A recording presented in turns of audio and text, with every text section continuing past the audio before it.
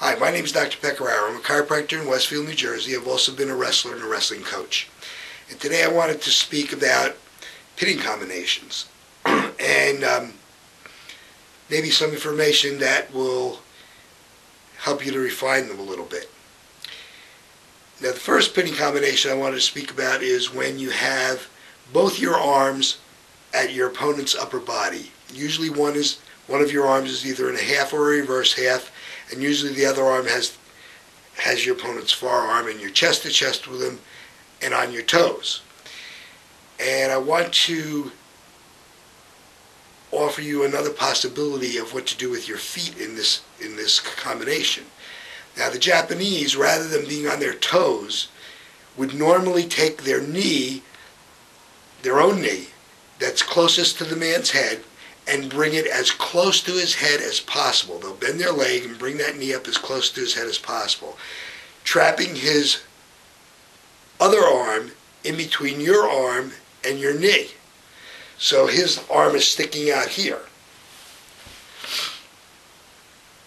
What this does, instead of being on your toes, if you bring your knee up and you keep your other leg straight and don't go on your toes, what it'll do is bring most of your weight on his upper body, right by his neck, right where you're trying to stop him from bridging. So I want to offer it as another possibility. Try it out. Speak to your coach about it. See how you like it. Maybe you'll use it.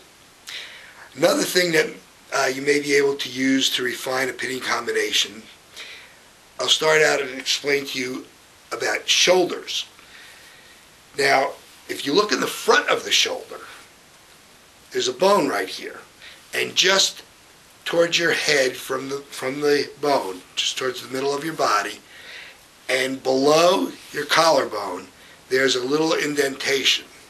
And right in that indentation is just big enough for your chin. So if your chin is in here, when you're pitting your opponent, and you're on your toes, that means all your weight is on 3 spots. Each toe and right here. And I'll tell you that it really can nail a man's shoulder to the mat if you can do this. Now, sometimes if your coach wants you to be chest to chest, or if you just can't get this right off the bat, you might be chest to chest with your opponent and he's pulling one or the other shoulder off the mat. And if you see him doing this, you can stick your chin right in that shoulder and nail it back down to the mat. Or if it's the other shoulder, you can do the same thing with the other shoulder, right inside the bone and just below the collarbone, right in that indentation. Jab your shoulder into there, get on your toes, and put as much pressure as you can on it, and it'll nail them right down to the mat. So I hope this information's been helpful to you, and I'll try to bring you more information at another time. Thank you very much.